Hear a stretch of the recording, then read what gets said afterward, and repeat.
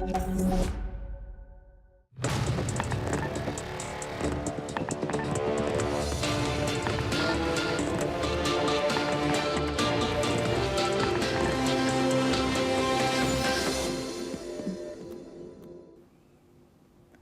and welcome. I'm Suma Katauka and you're watching Gulf Today on NewsX World. Let's take a look at the top headlines of this hour.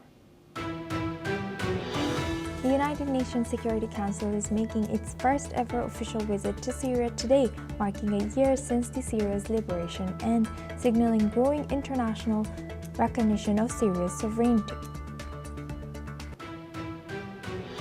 The Gulf Cooperation Council, led by Bahrain's King Hamad bin Isa Al Khalifa, used its 46th summit in Manama to reaffirm full support for Syria's sovereignty and condemn Israel attacks on Syrian territory.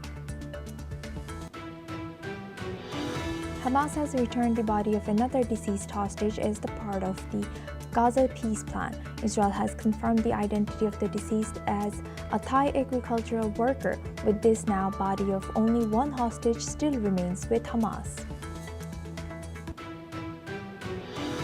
Rajan PV, a 52-year-old Indian expat, has won the 25 million dirhams grand prize in Abu Dhabi's big ticket draw series of 281, making him the latest multi-million dirham winner in the UAE's most popular lottery. Lebanon and Israel held their first direct talks in over 40 years in Naqoura, with civilian representatives joining the U.S.-chaired ceasefire monitoring committee amid rising regional warfares. United Nations Secretary-General Antonio Guterres has slammed Israel in his fresh comments on the Gaza war. He has said that there was something fundamentally wrong with how Israel conducted its military operation in the Gaza Strip.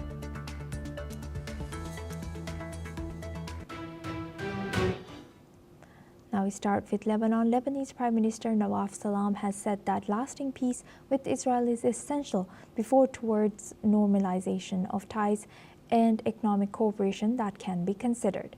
Speaking to reporters, Salam has stressed that economic talks will be a crucial part of normalization, noting that current tensions make these goals far off. Salam has also said that the November 2024 ceasefire deal must be fully implemented before any further steps, including Israel withdrawing troops and halting airstrikes and Hezbollah completing disarmament. Israel continues to occupy positions in southern Lebanon and conduct airstrikes against Hezbollah targets, citing the group's rearmament and planned operations against Israel. Salam has noted that Hezbollah has agreed to the ceasefire deal, which reaffirms the Lebanese state's monopoly on arms, but the group has rejected full disarmament. Now for this discussion, we welcome Mr. Alan Pinkas. He's a former Israeli diplomat, joins us live from Tel Aviv. Thank you very much, Mr. Pinkas, for joining us. Welcome to NewsX World. Now looking at this, how could Lebanon balance internal political pressures as Hezbollah's stance does not change about disarmament completely while pursuing normalization and economic cooperation with Israel? Well, honestly, it cannot, Asuma. It's almost impossible. And even when the ceasefire agreement was signed in November of 2024, a year and 2 weeks ago, it was clear that this will probably not work and cannot be implemented. Hezbollah, for many years, as a result of the Lebanese government's, the central government's weakness, has established a state within a state with the military and a political arm and a social activities arm and a religious center. And so they have been threatening the Lebanese government. They never wanted to take over the Lebanese government per se, but they have been threatening the sovereignty and the ability of the Lebanese government to govern. Now, you take the agreement from 2024. According to that agreement, Asuma, the Lebanese army was supposed to disarm Hezbollah, provided, of course, that Hezbollah will not disarm voluntarily. Anyone who knows Lebanon, anyone who understands the dynamics of the political situation and landscape in Lebanon knew this would not work. And how do you think, how could normalizing relations with Israel help Lebanon? Well, it will provide Lebanon with much more stability. Israel will withdraw from southern Lebanon, as it did before, by the way, in 1985, and again, in the year 2000, in May of 2000, when Israel fully withdrew. And there was an agreement on the borders, a UN Security Council resolution, but then a war again erupted in 2006 and again in 2023. Look, in order for this to happen, you need Hezbollah to at least be downsized in terms of its military power. And I just do not, unfortunately, I don't see that happening.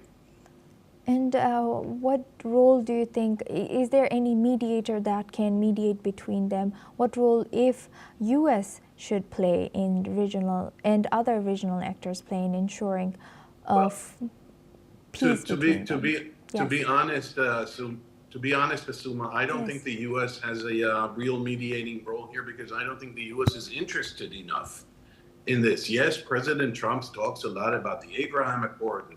He will add Syria and he will add Lebanon, and hopefully in the future he may even be able to add Saudi Arabia to that framework. But until now, it's all talk.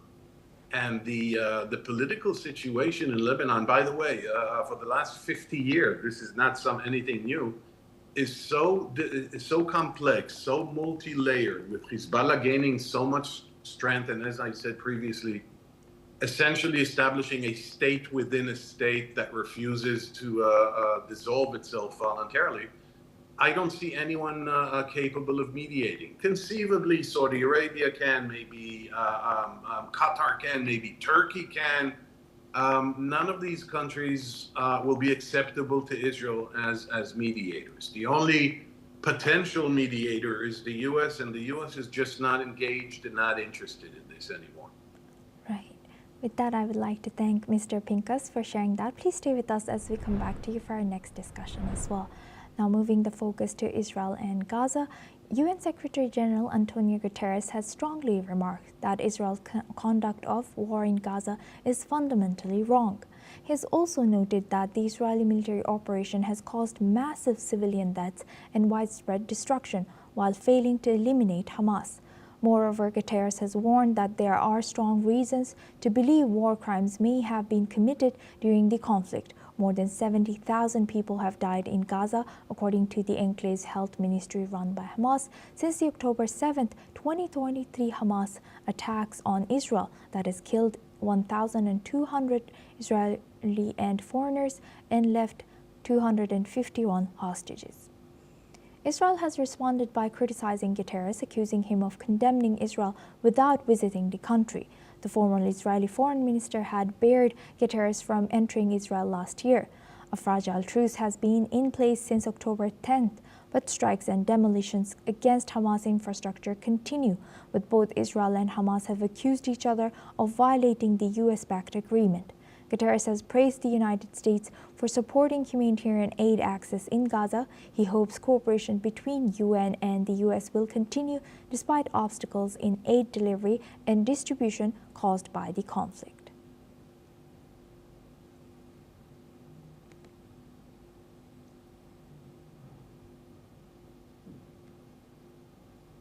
UN Secretary-General Antonio Guterres has strongly remarked that Israel's conduct of war in Gaza is fundamentally wrong. He has also stated that Israeli military operation has caused massive civilian deaths and widespread destruction while failing to eliminate Hamas. Moreover, Guterres has warned there are strong reasons to believe war crimes may have been committed during the conflict. UN Secretary-General Antonio Guterres has strongly remarked that Israel's conduct of the war in Gaza is fundamentally wrong.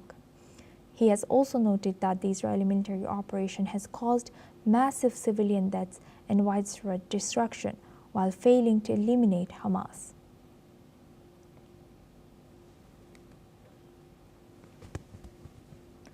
Now, we stay on this topic. 5 Palestinians, including 2 children, were killed and several others were injured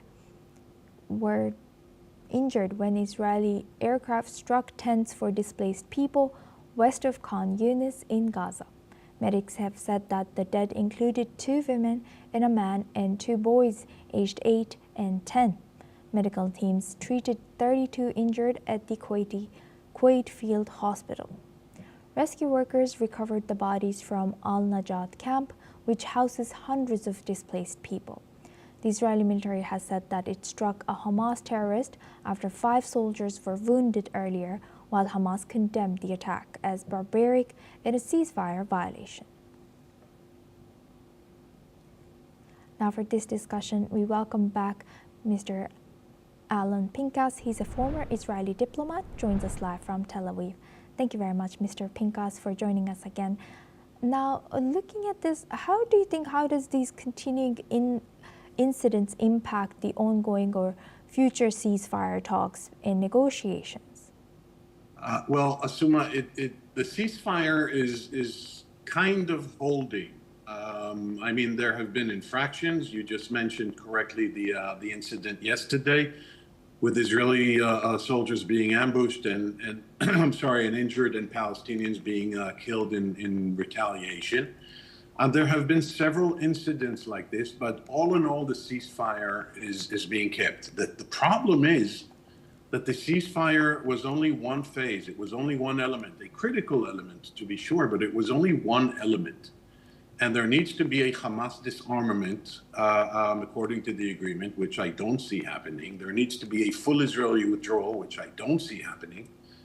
There's supposed to be, according to the agreement and backed by a UN Security Council resolution number 2803 on the establishment of an international stabilization force. I don't see that happening. I'm sorry to sound so pessimistic in this show. Yes, but you know, without Hamas disarming, without an Israeli withdrawal, without the establishment of such an international force, because stating in a UN Council, Security Council resolution that you will establish a force is nice, it's a good thing, but then comes the hard part, and that is actually assembling such a force and getting that force into Gaza and entrusting or empowering that source, that international force, with powers of government. I unfortunately don't see that happening. And what I do see is a potential for the ceasefire to completely collapse in the next few weeks.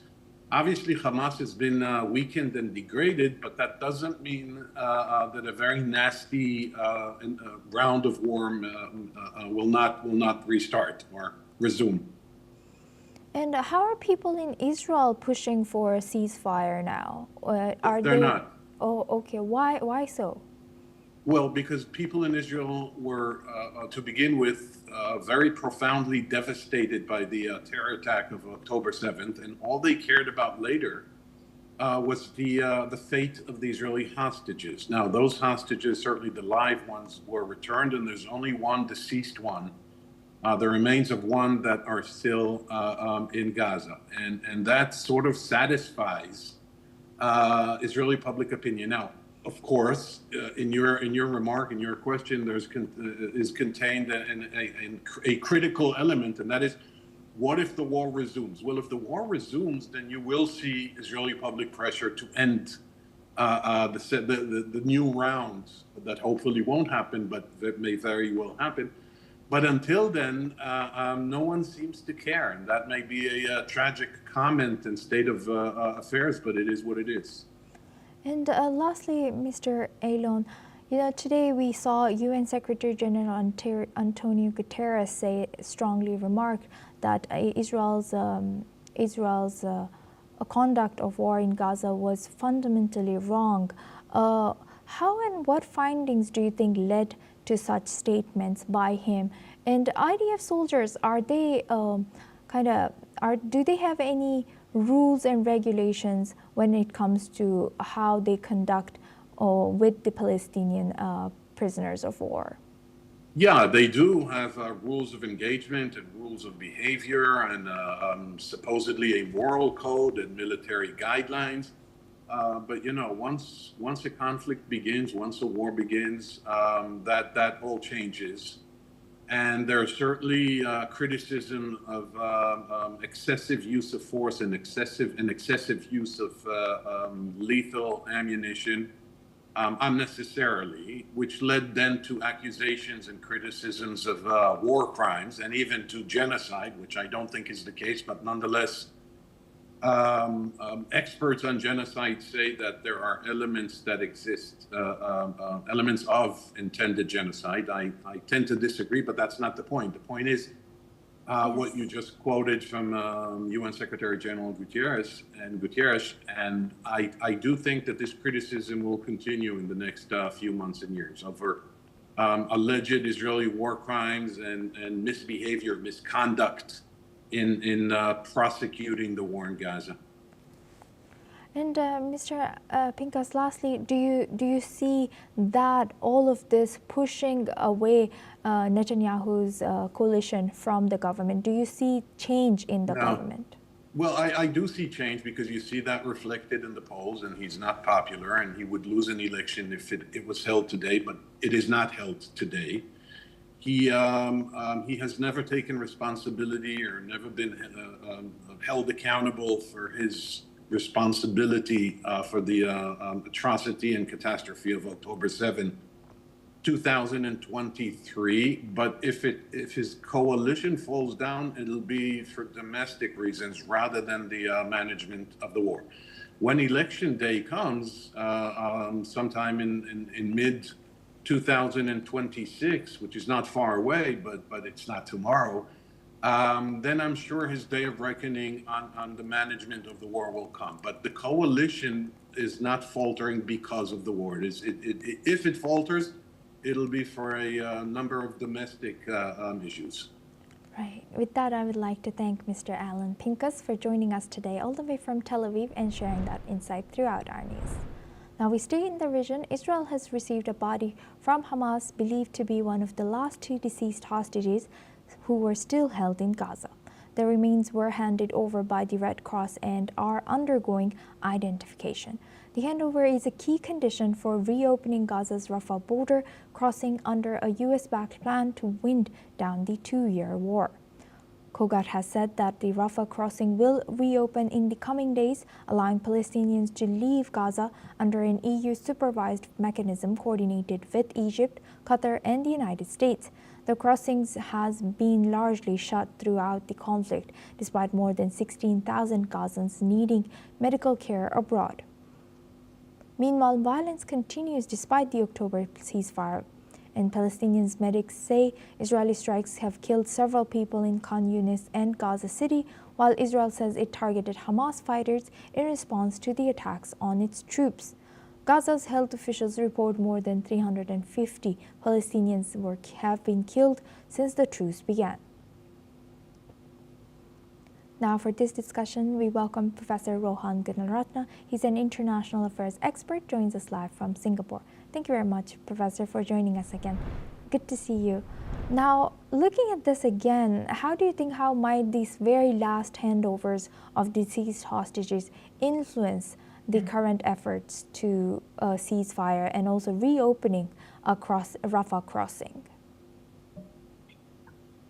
Firstly, it's very good to see you, Asuma. What we are seeing is that there are two hostages, of which one hostage was deceased. The body of that hostage was now handed over to Israel, and the Israel's Institute of Forensic Medicine just a few hours ago identified that body as Sastisak Rantalak, that is a Thai agricultural worker who was killed by Hamas. And there is only one other hostage that Hamas is keeping, that is the body of one other Hamas hostage, and that is Staff Sergeant Ran Gevil, who is 24 years old. When that body is returned, or when the remains of that soldier is returned, there will be no more hostages. So it is very likely that Israel will eliminate Hamas, because Israel does not want Hamas to exist in Gaza, because Israel believes that as long as the adjacent territory has a terrorist group like Hamas, it will be a persistent threat. That is, unless the mediators, that is Qatar, Egypt, Turkey, is able to get Hamas to disarm and demobilize.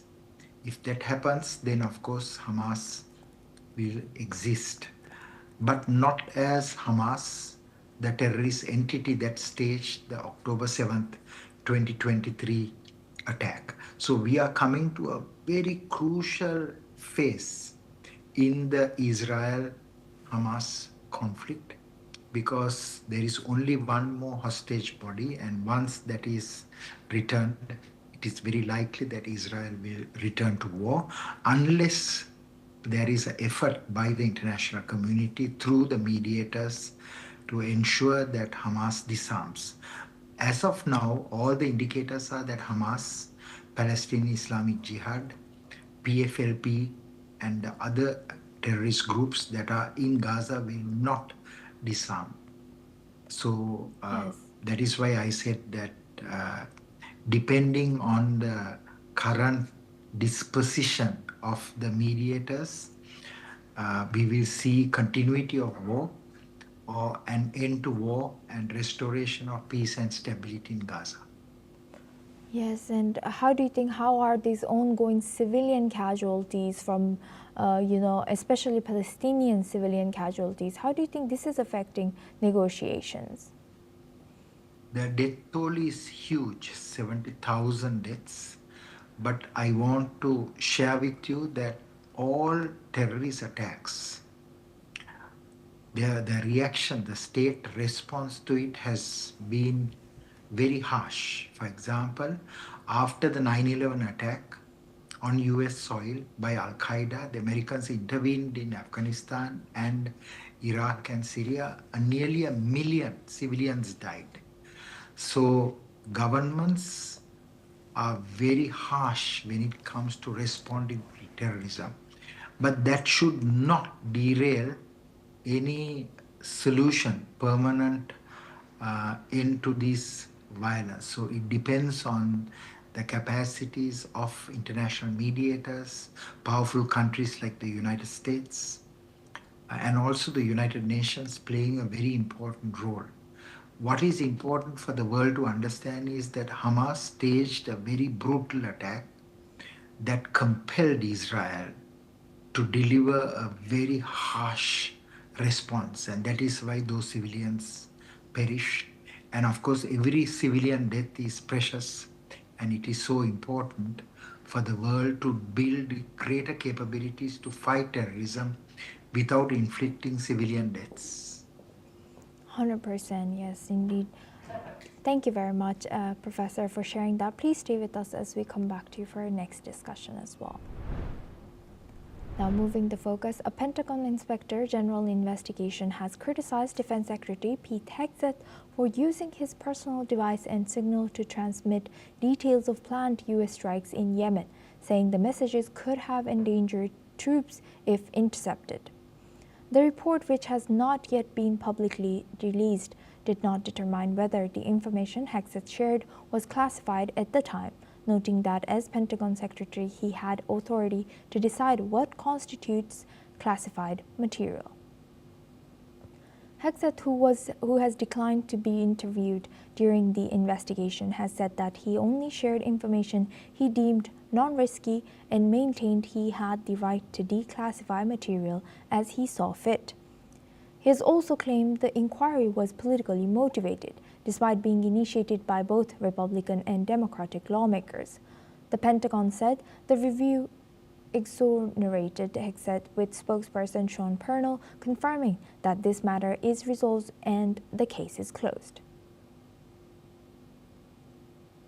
Now, for this discussion, we welcome back Professor Rohan Gunaratna. He's an international affairs expert, joins us live from Singapore. Thank you very much, Professor, for staying with us. Now, looking at this, how could this use of personal devices by senior defense officials, how do you think this is affecting congressional oversight and public trust? Asuma, what is important to understand is that this kind of information that is being shared through channels that are not secure, sufficiently secure, takes place all the time. And governments also have mechanisms to investigate it. In this case, the Pentagon has investigated it. Of course, there can be other investigations. Now, as Secretary of Defense or Secretary of War now, Pete Hegseth has the authority to classify a conversation, a communication. He also has the capacity to declassify a conversation. So anyone who classifies, that is, gives the label of secret or confidential or restricted, that is the person who can also declassify. So in this case, the Pentagon found out that he is not guilty of anything wrong. But in future, it is so important for government officials, especially those who are occupying senior positions, to be very careful when they handle classified material, because it could get them to trouble. What is important is also to look at intent. Of course, the Secretary of Defense, now Secretary of War, had no intention of leaking any information. But what is important to understand is it did happen. And of course, now Pentagon investigated and they found out there was nothing wrong. But governments should constantly build capabilities to ensure that sensitive information does not reach the hands of others, because then the operational security, the secrecy of the missions will be compromised. In this case, I believe it did not happen. And that is why Pentagon has exonerated Pete Hegseth of what happened. Yes, indeed. Right. With that, I would like to thank Professor Rohan Gunaratna for joining us today and sharing that insight throughout our news. Thank you very much. Now we move the focus to Iraq. Iraq's armed forces have said that one of the largest attacks in Kurdistan, Khormor gas field, last week was carried out using 2 drones, one of which hit the field and another which fell outside of it. Iraqi armed forces have said that the perpetrators behind the attack had been identified and described them as outlawed elements. While the Iraqi military has said that the identities have been confirmed, no specific group has publicly claimed responsibility yet. The strike reportedly caused extensive power outages across the Kurdistan region, affecting about 80% of its power grid. Before operations at the field were gradually restored, a high-level investigative committee has been formed by Iraqi Prime Minister Mohammad Shia al-Sudani to look into this incident, with support from the global coalition. And that's a wrap on Gulf Today. Keep watching NewsX World for more news updates from around the world.